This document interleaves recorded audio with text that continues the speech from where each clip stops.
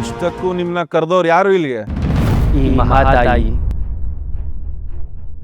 ಆಕೆ ತನ್ನ ಕಂದಮ್ಮನನ್ನು ಕಾಪಾಡು ಎಂದು ಭಗವಂತನನ್ನು ಬೇಡಿದಳು.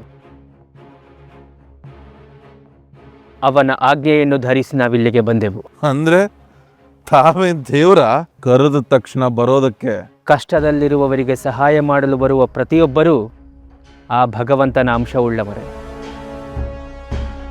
ಭಗವಂತ ಎಲ್ಲ ಕಡೆ ಬರಲಾಗುವುದಿಲ್ಲವೆಂದೇ ನಮ್ಮಂಥವರನ್ನು ಸೃಷ್ಟಿಸಿರುತ್ತಾನೆ. ಅಂದ್ರೆ ಈ ಮಗುವನ್ನ ನೀವು ಕಾಪಾಡ್ತೀರಾ?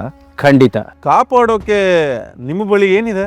ಅಸ್ತ್ರ, ಶಸ್ತ್ರ, ತೋಳ್ಬಲ? ನನ್ನ ಬಳಿ ದೈವ ಬಲವಿದೆ.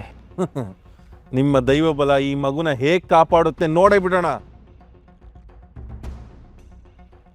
ಸಾವುಕಾರ್ರೆ, ನಾನು ಮಂತ್ರ ಉಚ್ಚರಿಸ್ತೇನೆ, ನೀವು ಒಂದೇ ಏಟಿಗೆ ಮಗುನ ಕತ್ತರಿಸ್ಬಿಡಿ.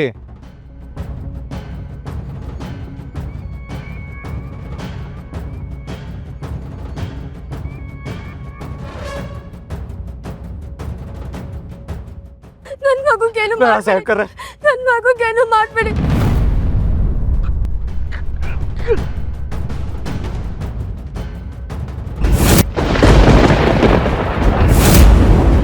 ಅಮ್ಮ, ಚಿಂತಿಸಬೇಡಿ. ದೈವ ಶಕ್ತಿಯ ಮುಂದೆ ದುಷ್ಟಶಕ್ತಿ ನಿಂತು ಗೆದ್ದ ಇತಿಹಾಸವೇ ಇಲ್ಲ. ತಾವು ಧೈರ್ಯದಿಂದಿರಿ.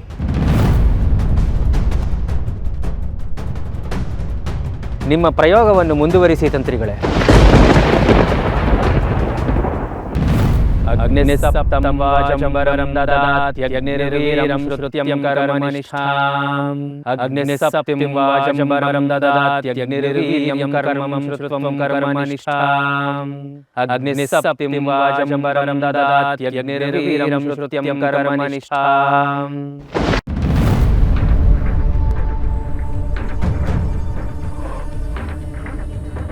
ಅಯ್ಯೋ ಅಯ್ಯೋ, ಉರಿ ಉರಿ ಉರಿ, ಅಯ್ಯೋ ಉರಿ.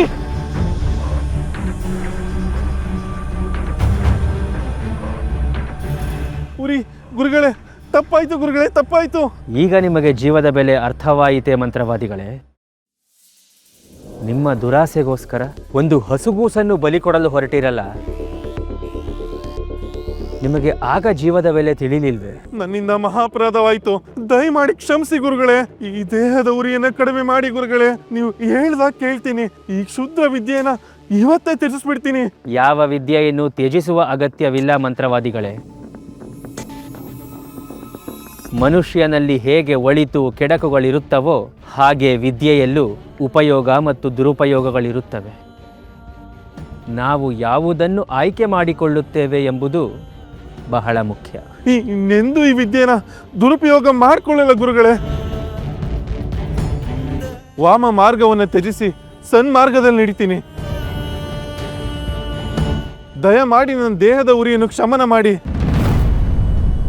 ಓಂ ಸಹಸ್ರಶೀರ್ಷಂ ದೇವಂ ವಿಶ್ವಾಕ್ಷಂ ವಿಶ್ವಶಂಭುವಂ ವಿಶ್ವಂ ನಾರಾಯಣಂ ದೇವಮಕ್ಷರಂ ಪರಮಂ ತಪಂ ವಿಶ್ವತಃ ಪರಮಾನ್ ನಿತ್ಯಂ ವಿಶ್ವಂ ನಾರಾಯಣಂ ಹರಿಂ.